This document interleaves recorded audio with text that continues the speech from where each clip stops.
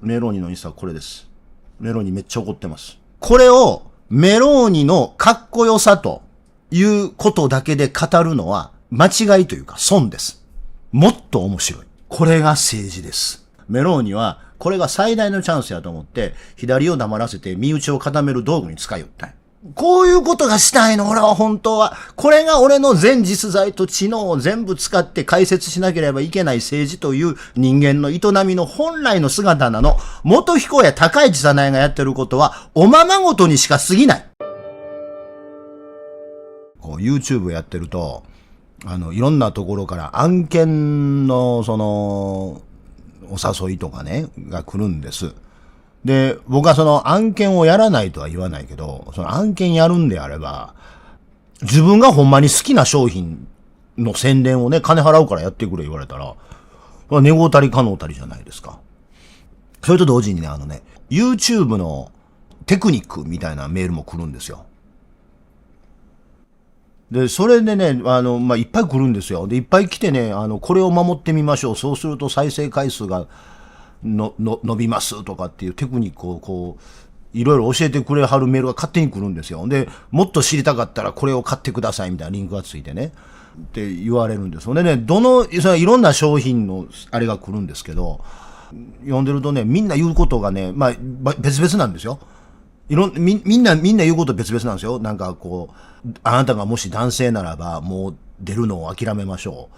女性のアニメアイコンで VTuber になりましょうとかね、やがましょうとか思うんだけど、今は AI で音を女性に変えれますとかね、なんかそんなんとかね、なんかいろいろあるんです。千差万別なことをあれしてくるんですが、みんなね、同じこと言う箇所が一箇所だけあるんです。開始の5秒が何より重要だ。オープニングの5秒が何より重要だってことはみんな言うわけですよ。ということは、それは鉄則なんだと思います。で、オープニングの5秒が何よりも重要だと言われてるから、もう腹立ってきて、オープニングの5秒を、ものすごい気持ち悪い形にしたのかなと思ってて、これから。具体的に言うと、オープニングの5秒を、これに変えたのかなと思ってて、ずっと。俺のコレクションの中で、視聴者にとって一番気持ち悪いだろうなというものを入れてやろうかなと思っててですね。もうこっち気持ち悪い、もう。そう気持ち悪い。この新橋のピンサロから出てきたサラリーマンやん。汚い。なんかね、やっぱりね、兵庫の人って田舎なんやと思うわ。こんなん見てシュッとしてはるとか言うでしょ。不潔やん。オープニングこれで行こうと思ってて。どうもこんにちは、菅野です。昨日もね、ピンサロに行ってね、パネマジに引っかかったんですけど、みたいな。これ絶対ピンサロから出てきたサラリーマンや。うわ、外れやったわ、パネマジやった、言うてる顔やん。で、なんで元彦みたいなアホの田舎者をいじりに行ったかというと、ここ1年ちょっと、アホの田舎者をいじるということをね、やり続けててね、おもろないわけですよ。アホやから、相手が。いや、相手がな、狡猾な賢いやつやったらええねんけど、兵庫県の問題っていうのは突き詰めると、能力の低い異常者の人殺しが、田舎のアホな有権者に選ばれたという問題です。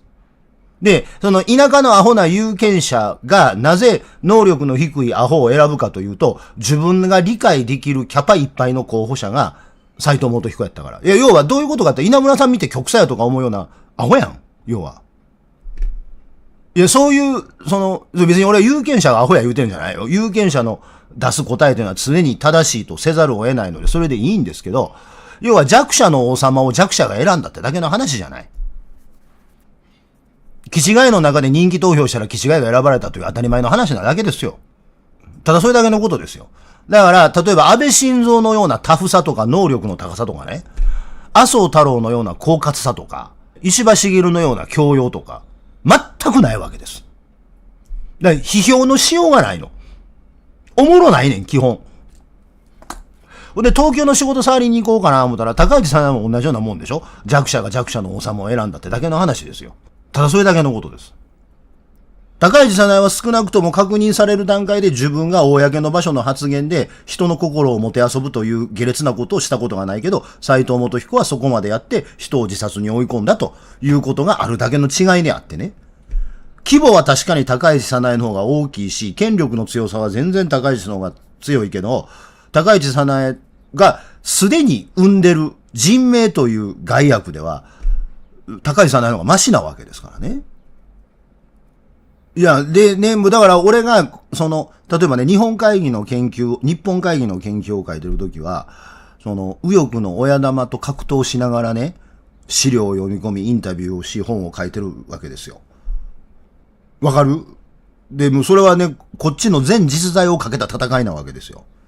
自分の人間的なキャパシティ、それから自分の知的なキャパシティの全てを叩き込まなきゃいけないわけ。JR の阪神間でも走ってますけど、JR の貨物列車ありましたろ？文字通り、貨物列車のコンテナ1個分の資料を読んでるからね、本書くために。文字通り。で、資料代だけでも1000万超えるぐらいの原価かかってるしね。で、それを2年間かけて格闘して、それで頭の中で、だって昭和43年ぐらいから今日までのあいつらの書いてること全部読まなあかんねんもん。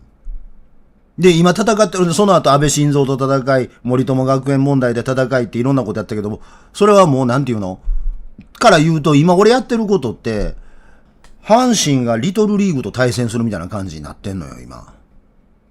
昨日までヤクルトとか広島とか巨人とかと試合してたかなと思ってたら、出てきたの、タコ作小学校野球チームの皆さんですとか言われて、えみたいな。これで、内角高めのボール投げたら、小学生相手に乱暴やとか言われてる感じ。いや。俺右ピッチャーやし、向こう左ピッチャーやったら、左バッターやったら内角高め投げるでしょ、みたいな。で、その俺にとって、この人は、久しぶりに大興奮の相手なんですよ。文字通り興奮してる。大興奮。それはね、なんかもう日本の言論空間でこういうことを言うとね、この注釈が必ず必要なので嫌なんですが、性的に興奮してるわけでは当然ないですよ。昨日の長官チェックの時間でもメローニの演説を引用して、メローニの演説を昨日引用して、メローニがトランプに対して嫌味を言うたという解説をしました。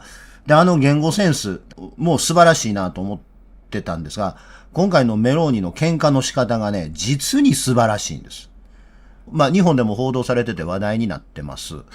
どんな報道やったか言うたらこういう報道ですわな。トランプ氏の侮辱的発言にメローニ氏反論、外相の訪米中止に発展ということなんですが、イタリアのタヤニ副首相兼外務大臣が19日、2日後から予定したアメリカ訪問の中止を決めたと SNL に投稿した。トランプ大統領がメローニ首相に侮辱的な言葉を発したことが理由だという。問題となったのはイタリアのテレビ局による19日のインタビュー。トランプ氏は主要7カ国 G7 のサミットでメローニ氏の会話について、彼女と話す義務はなかったとした上で、一緒に写真を撮ってくれと懇願してきた。どうしても撮りたがっていたと訴えたという。で、これをイタリアの政治家たちが軒並み怒ってるんです。で、怒り始めたのがね、メローニです。メローニのインスタはこれです。メローニめっちゃ怒ってます。Le dichiarazioni di Donald Trump sono dichiarazioni totalmente inventate, sono francamente allibita, non so perché il presidente degli Stati Uniti si comporti così con i propri alleati, non è del resto la prima volta che accade, posso solo dire che dispiace che non abbia la stessa determinazione con i nemici dell'Occidente, con i nemici degli Stati Uniti, con leadership con le quali invece si dimostra molto più accondiscendente, però una cosa se la deve ricordare, io e l'Italia non imploriamo mai. めっちゃかっこええ。締めの一言がめっちゃかっこええんですけど、メローニは何を言うてるかというと、こういうことは即座にその場で対応するべきだ。で、まず冒頭言うてるの。こういうことはもう即座にその場で対応するべきなんで今動画を回すんだが、トランプの発言は完全な嘘で、率直に言って呆れている。トランプはなんで同盟国であるイタリアになんでこんなこと言うねん。中国とロシアに強いことよう言わんくせに。トランプはずっと西側、我々、G7 側やアメリカの敵に対して、毅然な態度を見せてないのに、あいつらのケツを舐めるみたいなことばっかり言うてて、なんで私にそんなこと言うねんと。だから、私とイタリアは決して誰にも懇願などしないって言ってるのね。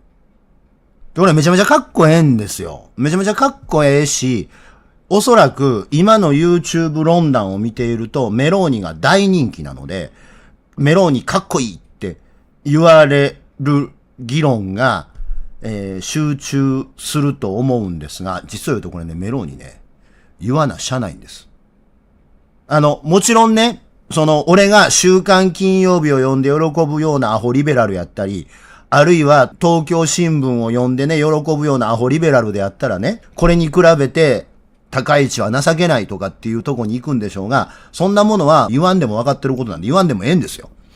ただね、これをメローニのかっこよさということだけで語るのは間違いというか損です。もっと面白い。もっとめちゃめちゃ面白いんです、これ。なんでこんなこと言うてるかっていうと。そうよね。政治ってそうよねっていうことなんです。で、まず冒頭言うとかなんかいかんのは、メローニは、俺の政治的立場というか、俺の思想から言うと、決して褒められた政治家ではありません。むしろ否定して取り上げたくない政治家です。こいつファシストやしね。レイシストやしね。基本。ファシズムという言葉をね、ナチズムとか、あるいは高市早苗とか、斎藤元彦の場合はファシズムじゃない、あれアニミズムですからね。高市早苗とか、安倍晋三であるとか、あるいはポルポトであるとか、毛沢東であるとか、ごめんね、中国の友達。後世女子であるとか、あるいはプーチンであるとか、ソビエト連邦であるとかっていうのをファシズムという広い意味で、ファシズムという全体主義という言葉を使わずに、語源通りの、ムッソリーニのやったことをファシズムと言うんであれば、メローニは語の全く意味でのファシストですよ。語の全く意味でのファシスト。それはなぜかというと、若い時あいつ高卒なんですけど、メローニ。高校卒業して、ネオファシズム運動に没頭してますからね。ムッソリーニの再評価をしようという運動をやってたわけですから。語の全く意味でのファシストです。紅の豚がファシストになるぐらいなら豚の方がマシだって言ったファシストです。で、そのメローニ率いる政党が今政権与党の一角っていうか、後でちょっと解説しますが、イタリアっていうのは常に連立政権なんですが、今の連立政権の最大与党であることは間違いなくて選挙に勝ってるんだけど、その選挙に勝った理由っていうのはメローニのその右っぽさ。で、もっと言うと移民に対するハーシーな感じのそのところがあって人気を得てやってるっていう意味でもファシストだし、今こいつがやろうと思ってることは選挙制度改革と司法改革と、それと国立メディアの掌握って言って、ファシストの本寸法みたいなことやってんの。もう司法制度は変えるわ、選挙制度は変えるわ、言論機関を完全掌握しようとするわ、もう基本的なファシストがやることを全部やってる。だからクソファシストなんですよ。で、クソレイシストだし、クソファシストだから、俺はメローニの顔見たらこうするんです。こうするけど、でもさっきのインスタの動画が、かっこええかかっこよくないか言ったら、かっこええわな。ファシストってのはかっこええもんなんですけど、かっこええわな。こういうことは、緊急にやらんといかんので、その場でやらんといかんので言うとくけど、なんでトランプあんなこと言うたんって。うちら同盟国ちゃうん。そやろ？あいつ同盟国にあんなことばっかり言いよんね。プーチンと習近平にはケツ舐めるようなことしかよう言わんくせに。失礼すぎるよね。で、最後に、私もイタリアも誰にも懇願などしない。って締めるんやね。そこまで怒るイタリア人はね、ナポリタン食わされたイタリア人ぐらいですよ。それぐらい怒るよ。それとか目の前でスパゲッティ茹でる時にスパゲッティを折るやつ見た時のイタリア人ぐらい怒っとうわけです。でね、このね、怒り方がね、めちゃめちゃおもろいんで、さっき言ったみたいに、この怒ってこの表現とさっきのインスタの動画はめっちゃかっこええのは認めるんやけど、実を言うと、何トランプにバカにされた、やっちまったなって言うと怒ってるんじゃないのよ。メローニはめちゃめちゃ言葉を選んでるんです。で、またメローニが怒ってる対象はトランプだけじゃないんです。で、今回のこれをメローニが怒るのは、実を言うと、イタリアの国内政治の問題なんです。トランプに腹立ったから怒ってるんじゃなくて、さっき言ったみたいに、あいつは今、イタリアの全ての権力を掌握しようとしてんの、メローニは。イタリアはベルルスコーニ首相も含めてずっと、ベルルスコーニはちょっと長かったですけども、戦争終わってからこっち、内閣の寿命は平均1年半です。すぐ内閣変わるの、イタリアは。で、それは後で解説するんですが、最大の原因は選挙制度にあるんですけどね。で、それも国民は飽き飽きしてんの、実際。だから、一応、イタリアには大統領っていうのがいるんですけど、そのイタリアの大統領と内閣総理大臣っていうのがあって、内閣総理大臣の地位が日本ほど高くないのよね、メローニは。で、メローニ今もう3年半続いてますから、イタリアの政治の世界で言うと超長期政権なんですよ、3年で。で、大統領が国の政治の調停者として、まあ、これは大統領公選制でいるんです。まあ、もう王様の代わりでいるわけですね。イタリアの大統領は、なんていうのかな、タイの王様に似てます。タイでもほら、大規模デモが起こったら、なんか両方とも、右と左が両方ともデモ隊が衝突したら国王陛下出てきて、二人とも、両方ともサイドが手ついて、こうやってごめんなさいみたいな、するやん。イタリアの大統領もそんな感じ。別にその決闘で、アジア人みたいに決闘で選んでないけども、選挙で選んでる大統領やけど、リスペクタブルな人がやって、お前らもうちょっと揉めんのやめろや、言うと、はいすみません、みたいな感じになるっていうのがイタリアの政治。メローニは、それがね、おかしいと言うて、議員内閣制をやめて大統領公選制にしようとしてんのよ。私だったらできるでしょって言って。ごめん、内閣総理大臣公選制にしようとしてんの。大統領は大統領の権威として認めるけど、イタリアの国民は短命政権が続くことにもう辟易してるから、私がもし首相を公選制にすると、私が勝つでしょと。だから私だったらできるでしょということでやろうとしてるわけ、彼女はね。で、まあ、その意味でもファシストなんだけど、後でちょっと選挙制度の話をしますが、そのクソファシストの彼女がなんでここで起こらなきゃいかんないかっていうと、そのトランプが懇願したと言われている報道そのものが、ちょっとおかしいのよ。で、メローニが反応した記事は、実を言うとイタリアの記事じゃなくて、これやったんです。まあ、BBC も変えたんですけど、BBC の報道やったんです。BBC が英語で、こう報道してるんです。Italy's Meloni says Trump made up story that she begged him for photo at G7。これ直訳すると、イタリアのメローニは、トランプが、メローニは写真を撮ってくれと懇願したというトランプの話は全部作り話だということで反論したって言ってるんですけど、なんで BBC がこの記事を載せてるかっていうと、まず真っ先に BBC がそれを報じたの。トランプがG7 の席上、メローニが一緒に写真を撮ってくれと、ベグと。ここで鍵括弧付きで、鍵括弧付きになってますけど、ベグドって書いてますね。このベグドってこれ英語ですけど、ベグドしたっていうことを BBC がまず真っ先に報じたんです。でもね、ベグドっていうのはね、一緒に写真撮りませんかって、Would you take a photo with me?Would you mind if I take photo with you? とかって言ったときには、これは ask です。メローニ asked Trump to take a photo with her. これは ask。お願いする。ask。で、ベグドって言うと、すいません、お願いします。一緒に写真撮ってください。がベグド。で、なぜかというと、古事記のことを英語ではベガーって言うんですよ。ベグする人。で、英語でベグドと訳されたわけですよ、これを。じゃあ、トランプがベグドって言ったかっていうのは、実を言うと誰も確認取れてない。こっからがおもろいポイントなんですよ。トランプが本当に、You know, she begged me to take a picture with me とかね、言うたか言うたら、誰もそんなこと確認取れてないね、実を言うと。こっからめっちゃおもろいんですよ。この話は。こっからが本題なの。なんでか言うたらね、このトランプがベグドしたと、メローニがベグドしたと言っている BBC の元の、まあ BBC が皮切りに世界中のメディアがそれを報道したんですけど、元のインタビューっていうのが、イタリアの、なんてテレビ局だったっけな。ラ・セブンっていうテレビ局の朝の政治番組やったんです。で、その朝の政治番組の、そのイタリアのラ・セブンの、セブンだから、イタリア語ではセブンじゃないと思う。ラ・セブンってのは LA って大文字の L、小文字の A、数字の7でラ・セブン。俺は勝手にラ・セブンと呼んでますけど、多分セブンはイタリア語でセブンじゃないだろうからなんか言うんでしょう。で、そのラ・セブンの特派員がホワイトハウスにいるのね。で、そのホワイトハウスのトランプ担当のまあ言うたら番記者がトランプに電話インタビューした言うてんのよ。7やかシエテかラ・シエテ。で、その電話インタビューっていうのをイタリアの朝の番組で流しよったんよ。そのイタリアの朝の番組で流れたインタビューっていうのがこれです。この左のおっさんがラシエテのホワイトハウスの特派員。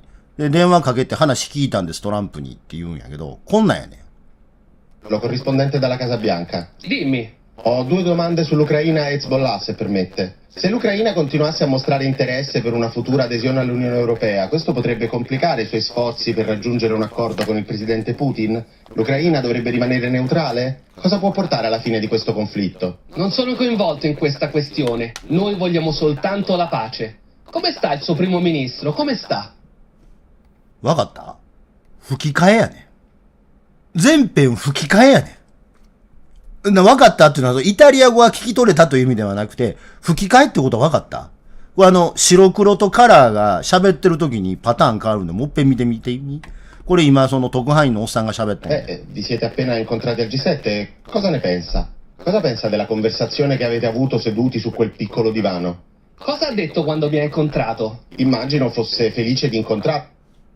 全編、イタリア語吹き替えなのよ。で、その吹き替えも似せようとさえしてない吹き替え。俺のモノマネの方が似てる、俺使えと言いたいぐらい。コモエスタとか言うたらええのに、コモエスタみたいな感じになってんの。似せる努力さえしてない吹き替えなわけよ。日本のこういうそのアメリカの政治家に対する NHK のインタビューでもそうですけど、こういう吹き替えするときってさ、よく日本のニュース番組にあるのは、G のトランプやったらトランプが喋ってる英語の音がうっすら聞こえてて、上に日本語の吹き替えが乗るってパターンが多いじゃない？ニュースの時。もう完全吹き替えなの。で、これが朝、全イタリアに流れたわけですよ。友近のやってる深夜のアメリカの通販番組のモノマネみたいになってもうてんねんもん。はい、ジョージ。窓が汚れて仕方がないわ。みたいな感じになってもうてんねん。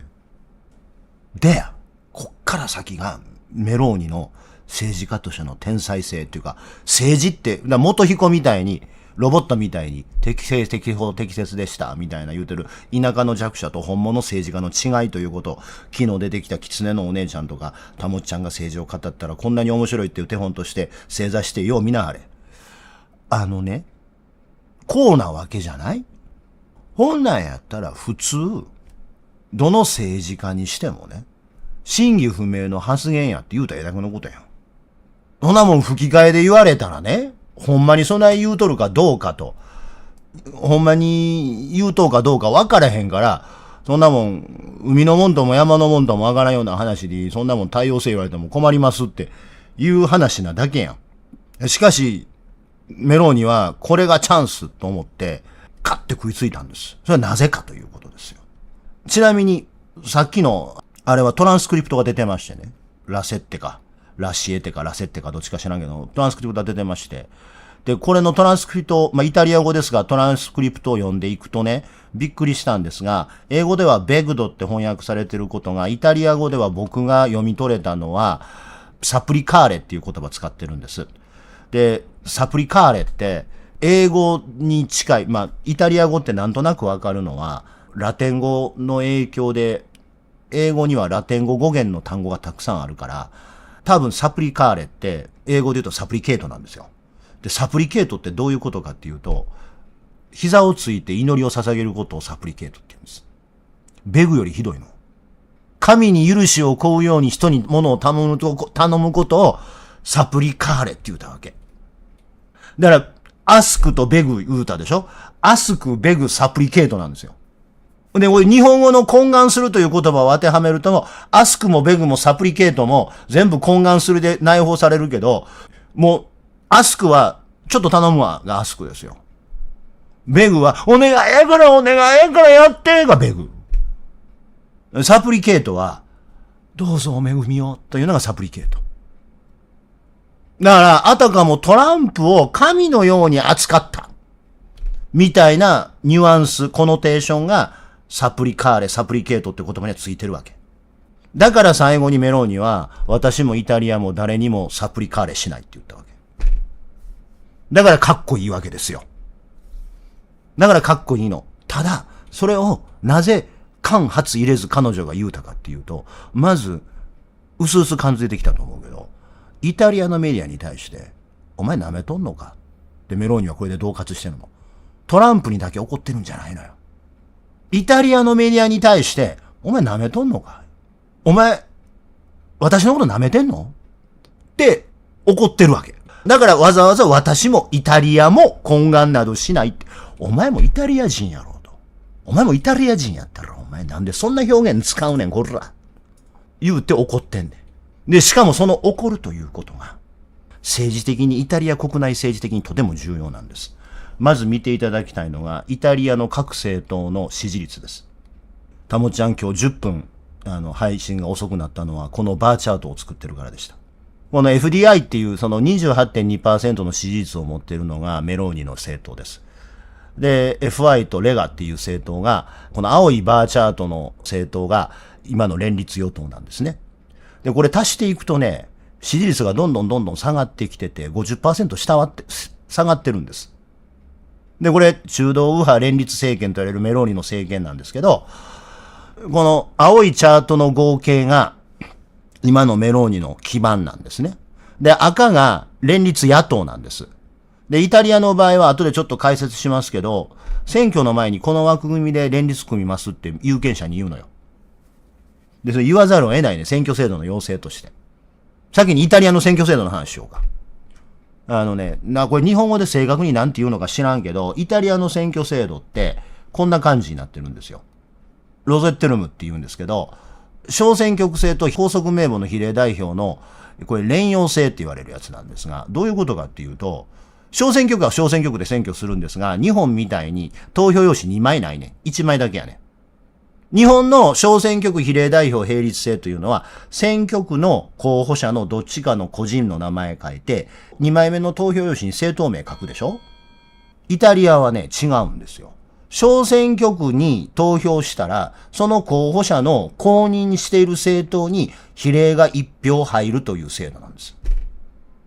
その比例名簿は、政党が上から順番に1から何百まで順番つけてあるんです。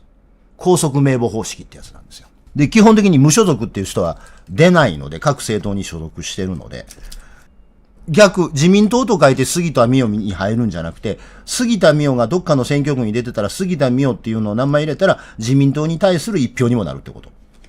そう。だから、昔の自民公明連立政権みたいに、小選挙区は自民党の候補者の名前書いてください。比例は公明党と書いてくださいみたいなことはできないの。で、俺はこの選挙制度はダメだと思いますよ。この選挙制度はダメだと思うけども、今の選挙制度はこうなんです。で、なおかつそれで比例代表の議席数が6割超えてるんですよね。日本と違ってイタリアの場合は上院下院、日本と一緒で州と3みたいに分かれてるんですが、日本の場合だと衆議院でしか内閣の不信任案出せないけど、イタリアのイメージだと参議院も内閣不信任案出せるんですよ。で、比例代表があれだけ多いと、けったいなことを言う党首が出てくると一気に人気出てくるんですよ。比例代表の弊害としてね。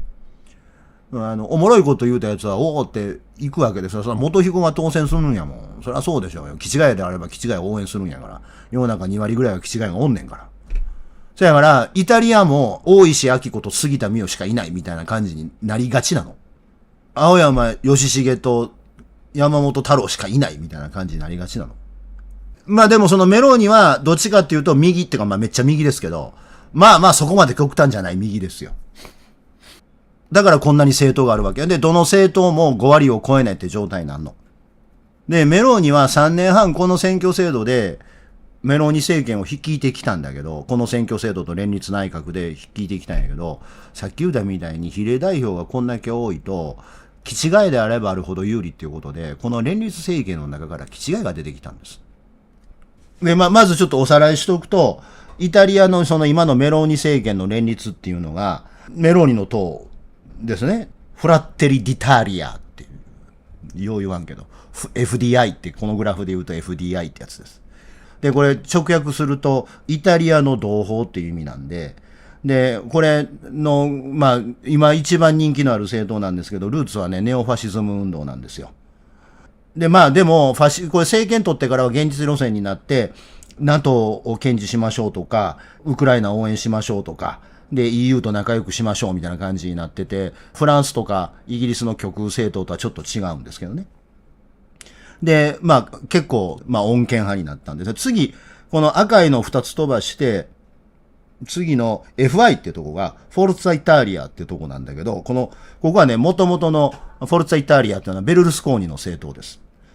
で、今の党首は、アメリカ行くのやめたって言ってる、ダジャーニっていう外務大臣兼副首相です。で、この3つ目の、レガって書いてるのが、サルビーニっていう人がやってる政党なんだけど、これはね、もともと北部のフィレンツェとかの金持ちの人たちの政党で、金持ち右翼なんですよ。で、こいつらが極右なんです。反 EU、反移民。で、イタリアを EU から離脱すべきだ、みたいなこと言うてるわけ。立ち悪いのよ。で、もう一つ、現実と一番下の、ノイモディラーティっていうところもあるんだけど、このノイモディラーティってところは、これはキリスト教政党です。まあ、ほっといてもええってことはないけども、ということですな。まあ、金持ちっていうか、地域が金持ちであって、なんでか言ったら、その工業地帯なんで、要はイタリアの長靴の付け根の部分は、日本で言うたら太平洋工業地帯みたいな感じで、工場労働者が多いからっていうのが、まあ、極右の政党、北部同盟が人気を得ているということの最大の要因ですけどね。ミラノとかフィレンツェとかあの辺り、北部はね。で、南に行けば行くほど農業の土合がなっていくということです。で、まあ、これが今のメローニの連立政権、青いところですね。で、これをね、崩しにかかってるやつが身内から出てきたんですよ。色が一個だけ違う政党があります。FN って書いてるとこなんですが、これね、フトゥーロ・ナツオーレっていう極右政党がまたこの連立の中から出てきたんです。で、これはなんでか言うたら政党の中での権力争いに負けちゃったの、極右がね。で、まあ、拗ねて政党割って出て作ったやつが、この超極右政党が連立の中から新しく生まれてしまったんです。で、こいつが支持率 4.2% 持ってるでしょ。で、この 4.2% を持ってるやつが出ていっちゃったもんだから、連立政権の支持率を合わせても5割を超えないという状態になってるんです。で、これは困ったもんだというのが、今のメローニのピンチな状態なの。で、ちなみに作った極右のおっさん、このおっさんです。このビナッチっていうやつなんですけど、このビナッチもいかにも極右って顔してるでしょ。で、このビナッチが作った新しい政党が、レーガとか FDI の右側の有権者を食ってるわけですよ。で、この右側の票をこの極右政党が持っていってしもてるから、メローニは政権の維持の危機に至ってるんです、今。で、それを見越して野党側、赤いバーチャートの奴らが左側やねんけども、ナショナリズムに訴え始めたというのが、イタリアのテレビのインタビューが流れて、なおかつ BBC があんな報道した後、まず野党、赤いバーチャートの奴らが、メローニ、なんやかんや言うて、トランプに媚び売ってるやんけって言い出したんや。右翼の連中何してんねんと。お前ら常に民族や言うてんのにもかかわらず、お前ら民族の自立ってどないなってんねん。口ばっかりやないかって左側が言い出したんや。まず。おかしいやろと思うから。普段なんか民族のこの赤い側がね、その野党連合がおかしいやろと。何が民族やと、お前ら民族の魂売ってしもてるやないかって言い出したわけ。どこがやねんと。何言うてんねんと。お前嘘ばっかりやないかって言って左側を怒り出したわけですよ。で、怒り出してタジタジになったのが、レーガンの連中なんです。第3位の連中。いや、その怒らんといてよって言うたわけ。自分らが右やから、どっちかって反移民、反 EU、反国際協調路線やから、トランプ応援したいね。寒なってきて。左側からお前ら普段なんか民族の自立とか言うてるくせに、こうなったらトランプのケツ舐めんのかよって左側から指摘されたら、いや、トランプに怒りたいけど俺、反移民でトランプと一緒に仕事したいし、トランプのこと批判できひんなーって言うて、腰抜けてしもてたんよ。意も引いてんの、トランプに怒られへんしなーって言うて。で、極右のおっさんも、トランプ怒られへんわけよ。自分も反移民、反 EU 言うてるから。さっきのこのおっさんも、バニッチも、これ怒られへんわけ。連立政権の中が、メローニの連立政権の中が、もう、その左からの追及と、国民からの追及で、うったうたなってたわけよ。短時間の間に。文句言わなあかんのにな俺どうしようかな言うと時に、メローニが、Dunque, certe cose meritano una risposta immediata. Le dichiarazioni di Donald Trump sono dichiarazioni totalmente inventate, sono francamente allibita. Non so perché il presidente degli Stati Uniti si comporti così con i propri alleati, non è del resto la prima volta che accade. Posso solo dire che dispiace che non abbia la stessa determinazione con i nemici dell'Occidente, con i nemici degli Stati Uniti, con leadership con le quali invece si dimostra molto più accondiscendente. Però una cosa se la deve ricordare: io e l'Italia non imploriamo mai. こういう時は即座に反応せなあかんと思うけども、トランプ舐めてんちゃうか？同盟国にそんなこと言うて、習近平とプーチンのケツ舐めるようなこと言うて、言うとくけどな、私もイタリアも誰にも懇願などしないって言うて去っていったわけ。しかもインスタで。これでメローニはメディア、左、自分の足元の右翼、全員指してんねん。これってもう全部に嫌味をきちっと言うて、私がやりますって言うてね。ほんだらさっきまで芋引いてた奴らが、ほんまや、俺外務大臣やからアメリカ行こう言ってたけど、メローニがあんなこと言うたらアメリカ行ったら俺国民から嫌われる言うて突然外務大臣がアメリカ行きませんって言い出して。これが政治です。だから俺はメローニのことを褒めるべきじゃないと思うけども、これはちょっと鮮やかな手腕を見せられたなと思って。だから日本のメディア見てると、トランプがベグって言葉を使って懇願するって言葉を使って侮辱されたからメローニが怒ってるとか言ってるんじゃないけども、メローニはこれを機会として、これが最大のチャンスやと思って、左を黙らせて身内を固める道具に使いよったんや。ほっといたらええねん。元彦レベルの人間やったら、個別の案件にはお答えしませんで済ますわけですよ。いや、だからいかにね、程度の低い人間と遊んだってるかっていうことを、元彦俺に100万円ずつ毎週積んで、ありがとうございます人間扱いしてくださってって言わなあかんぐらいやと思うで。俺はこういうのが見たいの、ほんまは。俺は日本でこういうのを見たいの、俺は。で、俺はこういうのを見て、こういう解説をして、すごないって言いたいの。日本の政治家を。こういうことがしたいの、俺は本当は。これが俺の全実在と知能を全部使って解説しなければいけない政治という人間の営みの本来の姿なの。元彦や高市早苗がやってることは、おままごとにしか過ぎない。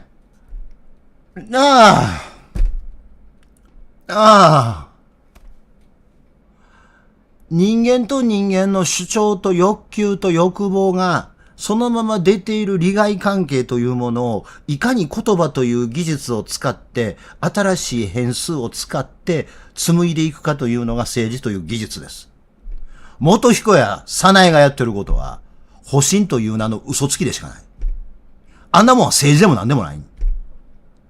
トランプという変数が入ってきてイタリアの政局が動き始めた。その動き始めた政局を連立政権の要、連立政権の主犯として何とかして自分の政敵を得ようとし、自分の味方の結束を高めるためにメローニは2分間のインスタを作ったんです。片や元彦。1年間通ってない条例出すのに同じ説明で、あとは議会の判断です。それ昔の言葉で言うと笠谷のでっちって言うんですよ。しかもね、メローニね、さっきのインスタね、ブリュッセルの EU 本部って撮ってんねん。抜かりがないのよ。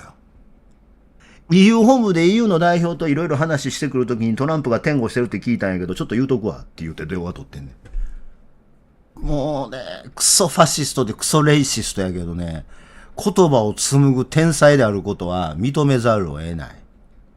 まあ、ここで人民を魅了するというのがファシストの怖いところなんで、魅了されてたらダメなんですよ。メローニのことを褒めちゃダメなんですよ。絶対褒めちゃダメなのよ。ただ、これはメローニの天才的な政治的マニューバーであることは間違いない。これができるからファシストは怖いんですよ。人民戦線側に日本見回してこれできんの俺しかおらへんのは情けないとこですけどね。これが怖さです、ファシストの。で、それはヒトラー的なゲッペルス的なね、なんていうの、雄弁術とかじゃないんですよ。寸鉄釘を刺つという批評を重ねていくことによって自分の政治、これ昔日本で言うたら大野万博とかがやってたことですよ。大野万博とか三木武吉とかがやってたことです。これは。そらね、メローニ高校卒業して政治のためにビラ配りして地べたから這い上がっただけのことありますよ。人の心を動かすためには何が必要かってことはよくわかってる。これを昔の自民党の政治家やれてたんですよ。今、日の丸振って愛国やとか言うてる本性は極左の連中には全くわからんと思うけども、尖閣諸島の問題とか、習近平と大平正義の間には、両国の係争関係は解決せざるをもって解決したとみなすという日本語を紡ぎ出したんですよ。解決せざるをもって解決をしたとみなす。習近平だって、周恩来と大平正義の間の尖閣諸島のやり方っていうのは、解決せざるをもって解決したとみなすやね。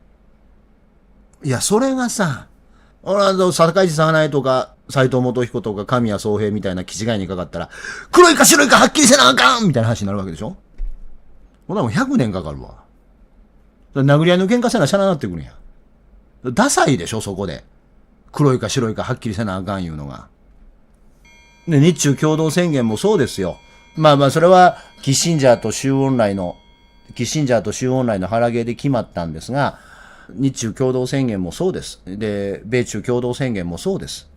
台湾に関しては、日本、アメリカは中国の中華人民共和国が何を主張しているかということをよく理解したって言ってあるんです。めちゃめちゃええ表現やと思わへん？台湾に関しては中華人民共和国が何を言ってるかということをアメリカ政府、日本政府は十分理解し、それを尊重すると。終わり。それをアホみたいに、台湾にもし中国が攻めてきたら、美しくないんですよ。メローニとの大違いですよね。ぜひチャンネル登録といいねボタンを押してください。